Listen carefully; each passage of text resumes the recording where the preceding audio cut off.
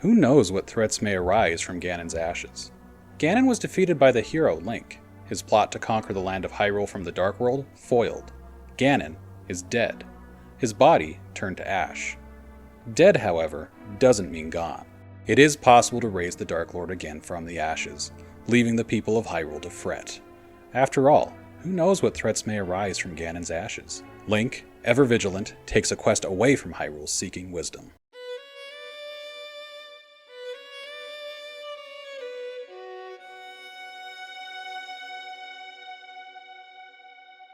Hello, welcome to Legendary Adventures, a Legend of Zelda podcast. I'm Paul Riley. That was my summary of the story setup for Link's Awakening as told in the manual. This season is all about Link's Awakening, and this episode is focused on the start of the game, through the first dungeon, Tail Cave. When we first turn on Link's Awakening, players are greeted with a cinematic unlike anything seen yet in the series. It depicts Link at sea. He's caught in the middle of a fierce storm, his boat is tossed by the waves, in a close-up we see Link has the line to the sail wrapped around his arm as he struggles to keep the boat from capsizing. Suddenly, a bolt of lightning hits the boat and there's a blinding flash of white. A young girl walks an unknown beach. She pauses when she sees something we cannot. It's quickly revealed to be Link washed ashore. She rushes to his side, and we are shown the mountain that sits over the island. Perched on its peak is a massive spotted egg.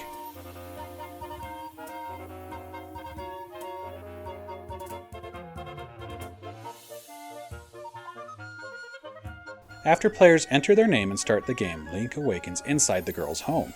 She is Marin. Her father? Brother? Roommate? Whatever? He's Terran. He looks a little like Super Mario. They explain that Link has washed ashore on Koholint Island. He is in Mabe village. Terran gives Link his shield and reveals that he knows his name because it's engraved on it. Link's sword is nowhere to be found, but Marin suggests he return to the beach where he washed up. To get there, players just need to follow the path in the village to the south. She warns that monsters have appeared on the beach since Link arrived. Players are then turned loose to explore Mabe village and the beach to the south. It won't take long for players to notice that they're limited to a relatively small area. It's not unlike A Link to the Past, but instead of soldiers blocking open paths, players will find physical obstacles. There are rocks that cannot be lifted and bushes that cannot be cut without a sword. While A Link to the Past was dramatic, with Link rushing out into the pouring rain against his uncle's wishes to rescue the captive Princess Zelda, Link's Awakening is unhurried. Players can take their time, speak to villagers. Some of them will provide hints, or even gameplay tips. They'll even meet an old man named Ulrira who lives in the village but does not speak to Link in person. He will only communicate by phone. When players do speak to him using a phone booth in town, he recommends players check out the library. Traveling west, players will reach the edge of the island and be forced to travel south. Players will pass by the library as they do. Inside, there are books that provide a variety of game tutorials. There's also one that claims to hold dark secrets and mysteries of Koholint Island, but it's unreadable. Another is found only in the deluxe edition and Switch remake of the game. It's high out of reach on a top shelf. Continuing south past the library, players will have to avoid octoroks and levers and use their shield to push urchins out of the way to reach Link's sword. We know it's his, because his name's on it. After getting the sword, an owl appears. This owl is a further evolution for the series towards companion characters that will make their first full appearance in the very next game, Ocarina of Time. We saw the first hint towards this concept in A Link to the Past with hint tiles. Using hint tiles, Sahasrahla and Zelda could communicate with Link inside dungeons. The characters of A Link to the Past were more sketchily drawn in terms of their personality, and the use of telepathic communication did not provide any real connection to them. Here, however, the owl appears to the player, and it will be a reoccurring character that follows players along the journey, providing direction. The owl tells Link that in order to leave the island, he must wake the resident deity, the Windfish. It then urges Link to travel to the forest to the north.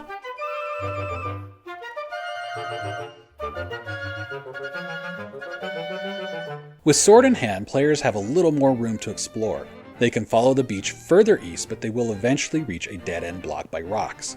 A hut on the beach features a talking alligator named Sail. He tells us that he collects canned food.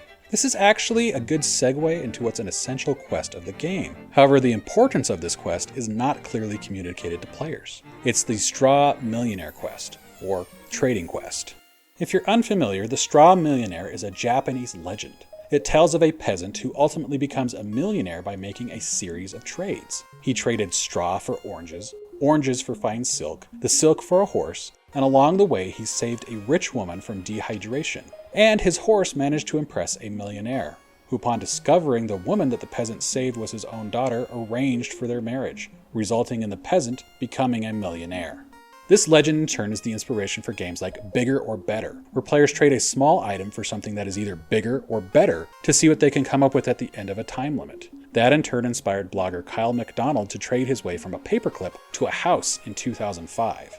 Here the legend is the inspiration for a main quest that feels like a side quest. But this questline will be an inspiration for other Zelda games that will also incorporate trading quests. So let's start the Straw Millionaire quest in Link's Awakening. Throughout the game, players will meet characters who will provide hints about an item that they want. Eventually, Link will trade his way through a variety of items by interacting with these characters. The first trade is done with Mamasha. She's the mother of the 4 young boys who live in Mabe Village. Her home is in the northeast corner of the village. Speaking to her reveals that she wants a Yoshi doll to give to her baby. Yes, Yoshi is appearing in all kinds of games these days.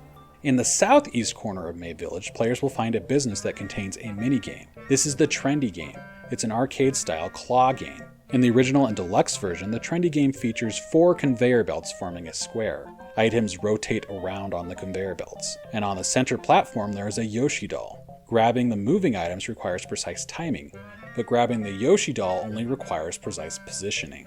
In the Switch remake, the Trendy Game features items laid out on 2 rows. The first row features 3 items and they are stationary. The back row features 2 items on moving platforms. This game also features a physics simulation, meaning that it's much more possible for an item to drop out of the claw. The Yoshi doll is on the first row of stationary items. After acquiring the Yoshi doll, the player is never required to return to the Trendy Game. In the Game Boy version of the game, it features a variety of items that can be acquired through other means. The Switch remake adds a number of Mario-themed statuettes that can be collected and placed around Mabe Village. There's no reward for doing so, it's just for player enjoyment. With the Yoshi doll in hand, we can make our first trade with Mamasha. The Switch remake specifically points you in this direction, with one of her 4 kids standing outside the Trendy Game reminding you that his mother wants a Yoshi doll. In exchange for the doll, she gives Link a ribbon tied into a bow. We can trade this ribbon right here in Mabe. Just west of Marin's house, there's a house with a large chain chomp from the Mario games chained up in front. This is Bow Wow. He's owned by Madame Meow Meow, who also owns 2 smaller chain chomps. One is found in the main house with Madame Meow Meow. The other is found in a small dog house added on to her home. This is Chow Chow, a chomp that can actually speak. She wants makeup, jewelry, dresses, and accessories. You can trade the ribbon for her can of dog food. It's full of juicy meat.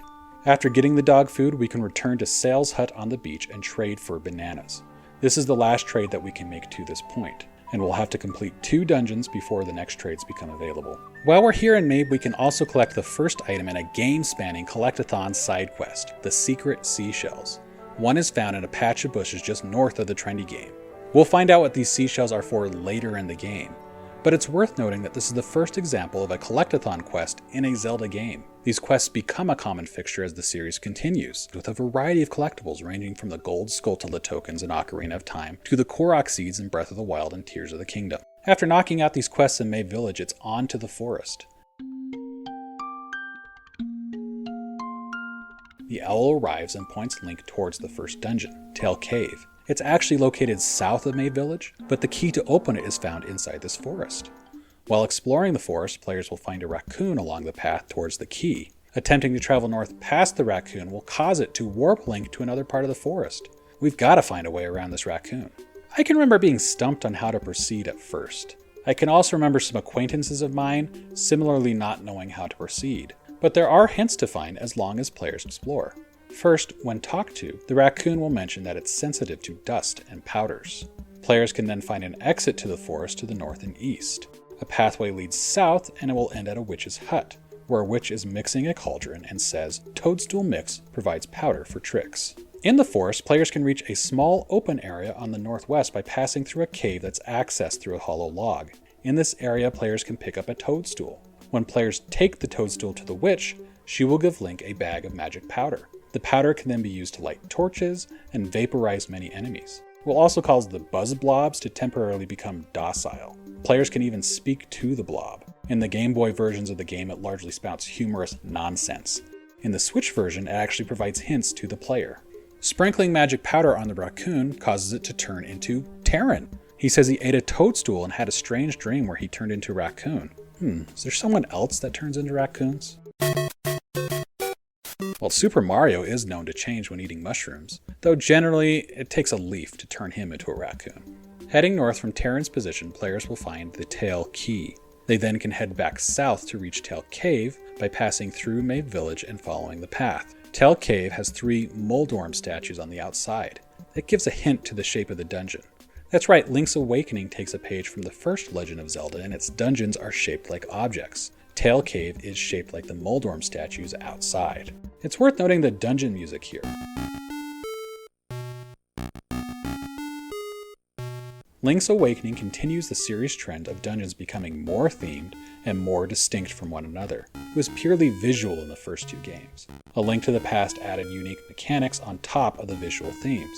Link's Awakening takes it a step further by introducing unique music to each dungeon. Tail Cave has a nice mysterious quality to it. It has a rising 4-note melody that repeats somewhere around 12 times, rising in pitch, before starting over. After repeating twice, it then goes through a trilling pattern that makes for a slightly more ominous tone.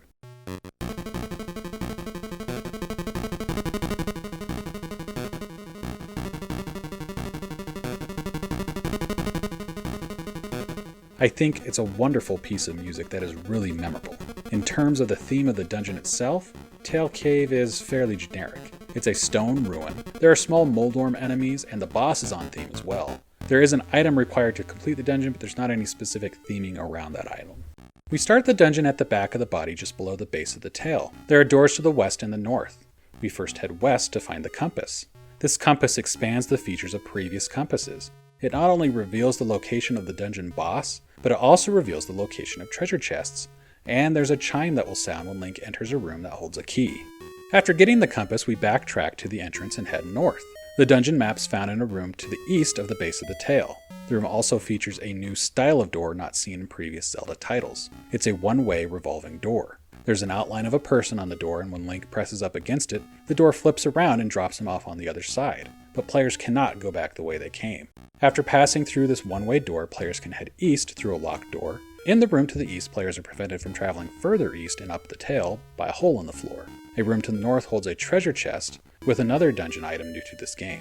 In the original release, it's a stone slab. In all other releases, it's a stone beak. Link's Awakening revises the hint system seen in A Link to the Past. You'll recall in that game you could get a hint simply by interacting with a tile. Here, Link's Awakening adds an additional step. A stone beak is needed to access the hints. In the original game, the hint panels appeared as a broken stone tablet on the wall. In the deluxe version and the Switch remake, the hint locations are turned into owl statues, and additional hint locations were added in the re-releases as well. After getting the beak, players can head back west. There's a room between the eyes that can only be reached with a bomb. Inside is a chest with a secret seashell.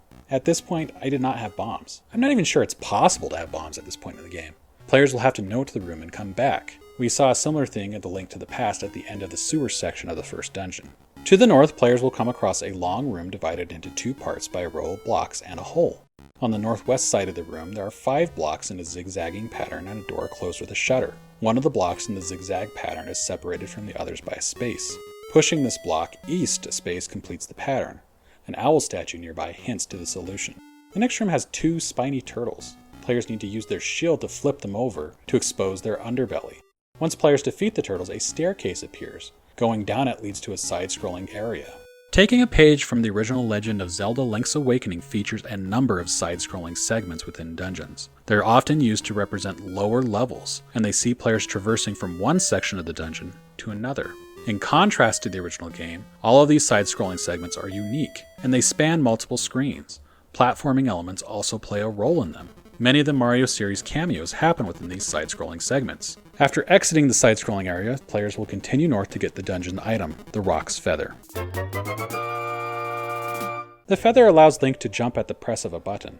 Jumping wasn't possible in the original game. It did, however, feature in The Adventure of Link, and with the pivot back to the style of the original game, A Link to the Past was largely devoid of jumping. Link could jump from an upper level to a lower level, but that was largely an automated process. I imagine that some people may view it as falling rather than jumping. Link still jumps to lower levels from higher levels in this game, but the ability to jump on command allows Link to leap over holes and to reach certain items that would otherwise be out of reach. Rock's Feather also allows players to delve deeper into this dungeon. Past games have dabbled in requiring items to complete a dungeon, but Link's Awakening, I would argue, is the point where the series fully leans into the concept. There's one thing we still need to get before heading on to face the boss: the Nightmare Key. You'll recall in A Link to the Past there were big keys. They were used to open big chests and big locks. Link's Awakening alters this concept to make it a key that is specifically for the boss door. And this concept will continue on to other games in the series. Most games in the series will feature some sort of key as a requirement to enter a boss room. Here it's called the Nightmare Key, but later games will largely alternate between calling it the Big Key or the Boss Key. We backtrack to the room where the one-way door exits. There's a row of blocks that subdivides the room. To the north of the blocks, players will need to use Rock's Feather to jump over the hole, and a key to open a key block. It's a variation on a locked door that's seen for the first time here. With the key block out of the way, players can head up a set of stairs and find a chest containing the Nightmare Key. Then it's back south, and in the room adjoining the one where we found the stone beak, we can leap over another hole to move up the tail of the dungeon. As we do, we'll run into the mini-boss of the dungeon, Rolling Bones. The placement of this boss is pretty curious. We're rapidly nearing the end of the dungeon. In fact, there's only one room between this mini-boss and the boss of the dungeon. It is weird placement, as I said, but the fight itself is fun. Rolling Bones rolls a spike trap at the player. They need to use Rock's Feather to jump over it. Once they've avoided the trap, they can slash away at the boss. When it falls, it leaves behind a fairy and a portal to the dungeon entrance. The boss of Tail Cave is Moldorm. What else? It's worth noting Moldorm speaks. He doesn't say much, just calling Link an outsider, but it is the first instance of a boss speaking to Link, something that we will see throughout this game. In terms of how this fight is conducted, it's largely the same as what we saw in A Link to the Past. The boss moves erratically around an arena, and players need to strike a weak spot on the tail while trying not to fall off the arena. The arena is notably smaller than what we saw in A Link to the Past, but there's also not that additional hole that was inside the arena bounds. If players fall from the arena, they will land in a side-scrolling room with skeletons hanging from the ceiling. The exit leads to the staircase in the center of the boss antechamber.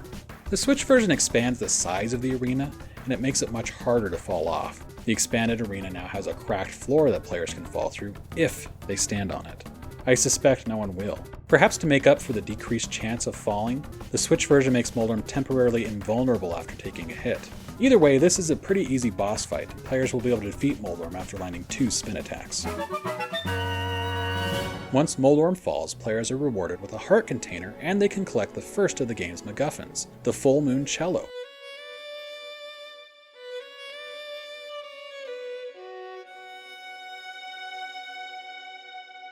Once players collect all 8 instruments of the sirens, they'll be able to awaken the Windfish.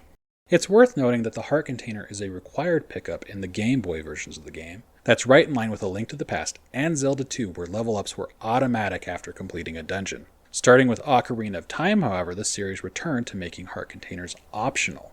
In the Switch version, they're optional again. The Switch version is in many ways less difficult than the original, so this allows players looking for more of a challenge to adjust the difficulty level by skipping hearts.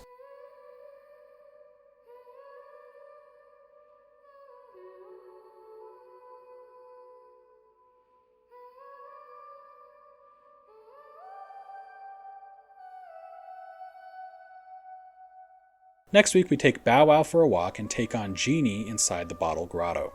If you want to follow along, please subscribe. Please also consider sharing this podcast with another Zelda fan. I'm Paul Riley. Thanks for listening.